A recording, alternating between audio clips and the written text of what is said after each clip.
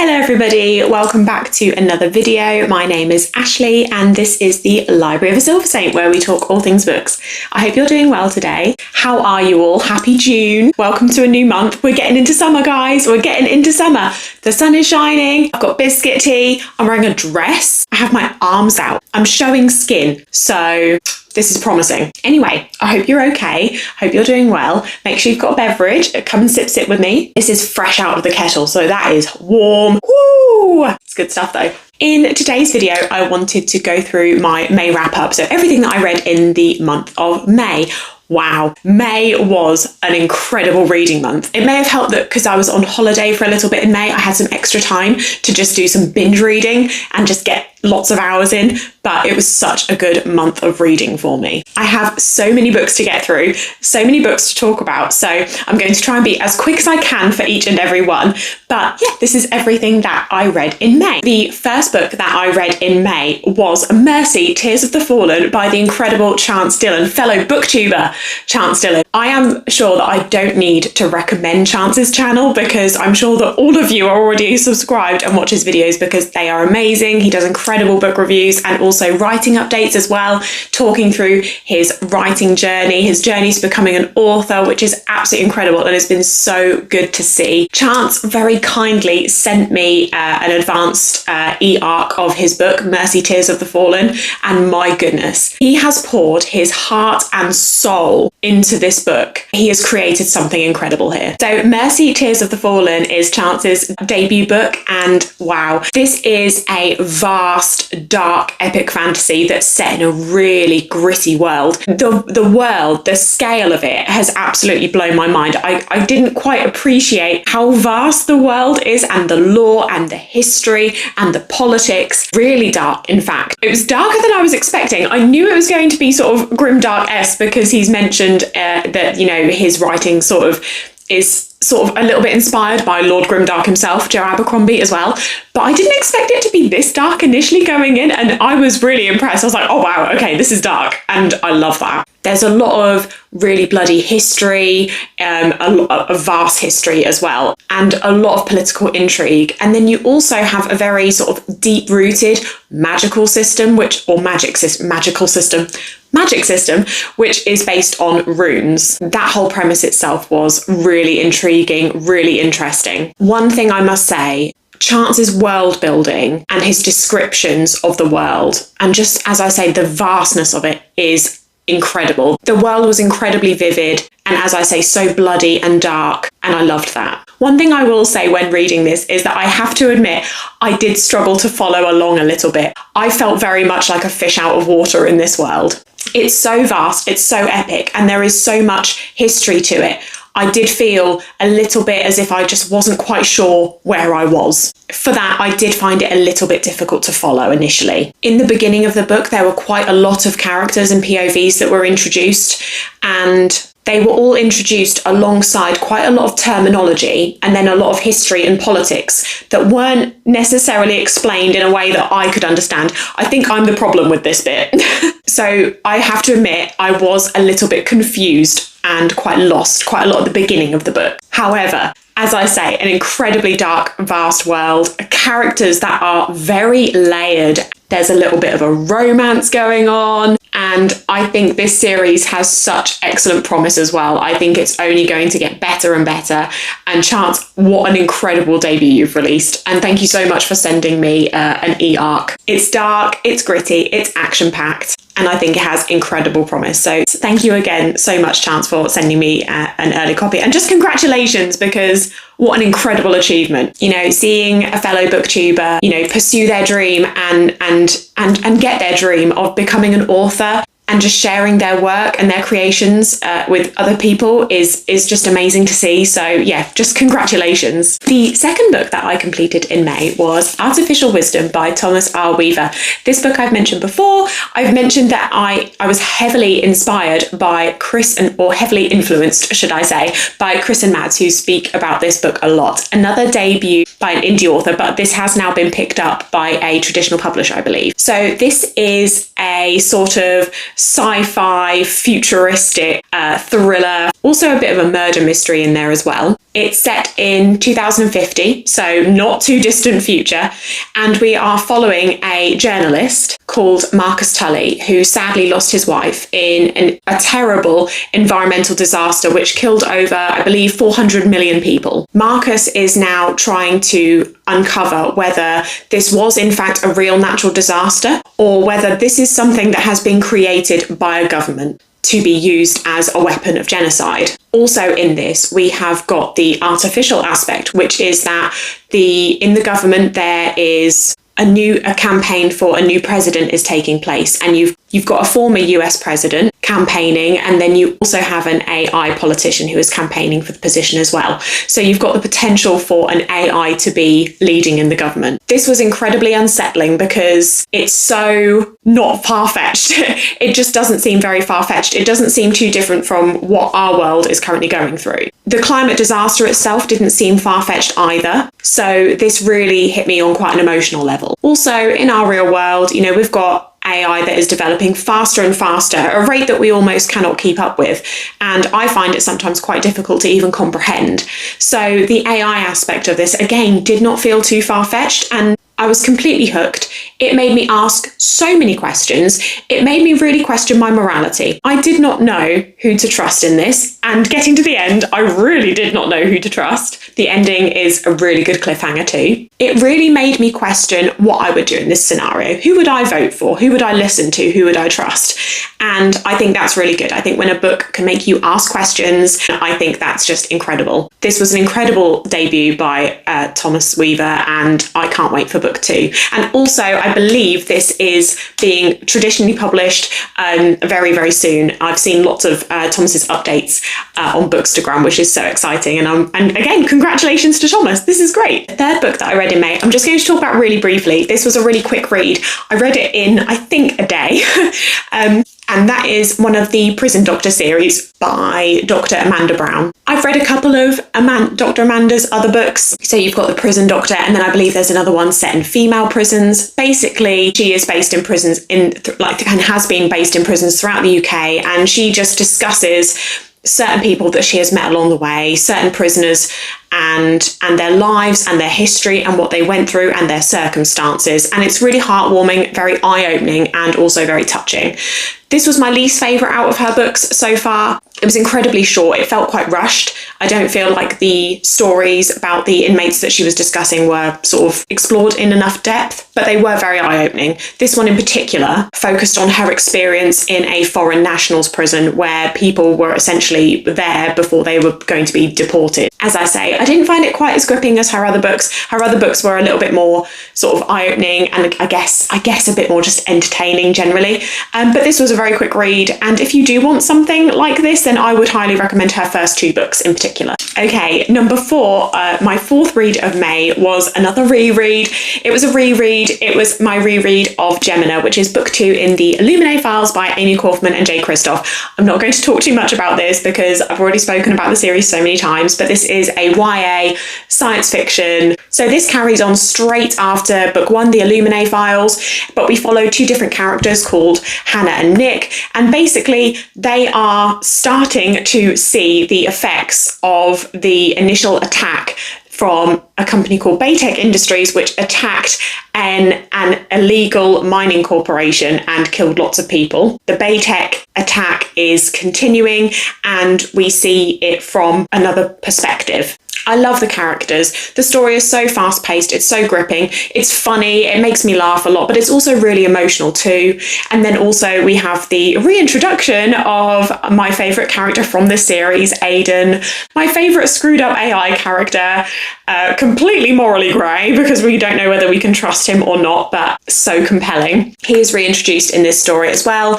and he is brought along to help save everybody, and you have to really think about whether he can be trusted and whether he's actually going to do what he says he is.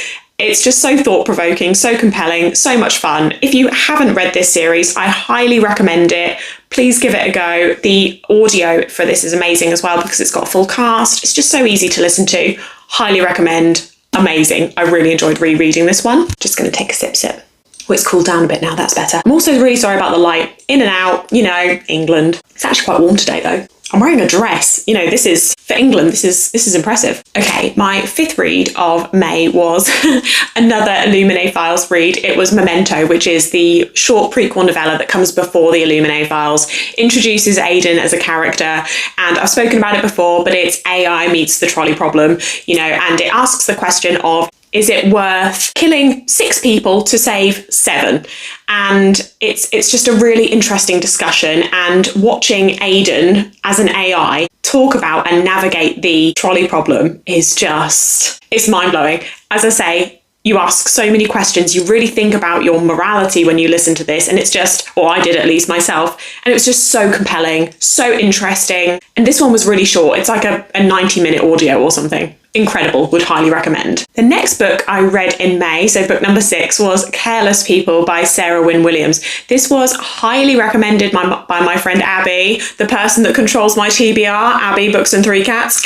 Sorry, I can't wink without making the sound, so, you know, I mean, it's better than last week's. Sarah Wynne Williams has basically written a memoir which details her life and her circumstances from working at Facebook. This was heart-wrenching, terrifying, eye-opening, and made me want to delete all of my social media that is associated with Meta. Sarah Wynne Williams talks about Facebook and her experiences there as Facebook is on the rise and as it grows, and just about her overall experience of working for this company, which was, as a whole, terrible. The misogyny, the corruption, also how, terrifyingly, how much Facebook has impacted governments and politics all over the world. It's terrifying. It's terrifying. I didn't realise how much of an impact Facebook has had. But Sarah also talks from a very personal point of view about her struggles of balancing motherhood with her job at Facebook. That was really hard hitting. Sarah essentially could not be a mum and really struggled to be a mum because of the demands that Facebook made of her. She was given the impossible task to balance being a mum with the all-consuming role that she had at Facebook. As I say, this was incredibly eye-opening. The amount of eye rolls I did for moments of the people that work at Facebook, and just jaw-dropping moments. I was just messaging Abby whilst I was reading this, just saying, is this the Matrix? Because in what world is somebody making that decision or saying that thing? It just seems so crazy. It almost seems like it's not real. Mind-blowing. I would highly recommend giving this a read if you're at all interested in the ins and outs of Facebook and some of the things that happen behind closed doors. The 7th book I read in May was A Time of Blood, which is the sequel to A Time of Dread, book 2 in the Blood and Bone saga by John Gwynne. Now, I've spoken about this a little bit already, obviously, because I'm in the middle of reading it all, but this is a sort of sequel series set in the Banished Lands about 100 years after the events of The Faithful and the Fallen. Love it. And this is incredible. I'm not going to say too much about this because obviously this is book 2 and I would be entering spoiler territory. However, what I will say is we all know what Mr. Gwynne does at this point. He makes me fall in love with characters so much that I feel that they are my actual friends and that I actually know them and I actually care about them and what happens to them. He then does something which makes my jaw drop and tears my heart out. And then I cry and I message Imi in tears asking her to explain why this has happened. Can we see a pattern here? This seems to happen. I get attached, something awful happens, my jaw drops, I cry, the end. This was incredible. I really enjoyed this. As a sequel, this was absolutely mind-blowing, and I'm so excited to get to book 3, A Time of Courage. Hopefully very soon going to be doing a buddy read of this with Liam, the Scottish guy that reads on Bookstagram. I'm really excited to get to the 3rd book. This is an incredible series. It's everything I want and more from fantasy. John Gwynne can do no wrong. You all knew this was coming. The 8th book that I read in May was another reread, and that was The Blade Itself by Joe Abercrombie, book 1 in the First Law trilogy. Again, I'm not going to go into too much depth because you all know my feelings about this series. I've read them all already. This is a reread, but this was fantastic. Say one thing for Ashley. Say that she is obsessed with the works of Lord Grimdark. Ooh, I'm obsessed. It's so good. I have been buddy rereading this with Leanne from Amongst Chaos she reads, and I've just been having the best time. We've been sending voice notes to each other, updating each other on where we're at and how we're feeling about the characters the second time round and the story the second time round. It's just been the best experience. I couldn't ask for anything more. Also, Abby, Books and Three Cats, I'm going to get into a habit of that, has just started listening to the audio for The Blade itself too. So I'm kind of doing simultaneous buddy reads, and it's the best thing ever. I never want it to end. Thank goodness he's got so many other books, because I never want this to end. But honestly, I feel like me and Stephen Pacey are really close, because his voice is just constantly in my ear, and it's beautiful and I love it. So this has been the best thing. This has been the best thing. I'm noticing so many things that I missed the first time round, you know, benefits of a reread. I love Logan. I love Glockter. I love Pharaoh. I would do anything for them. Giselle. I love them. This is amazing. The 9th book that I read in May is completely rogue and completely different to anything that I normally read.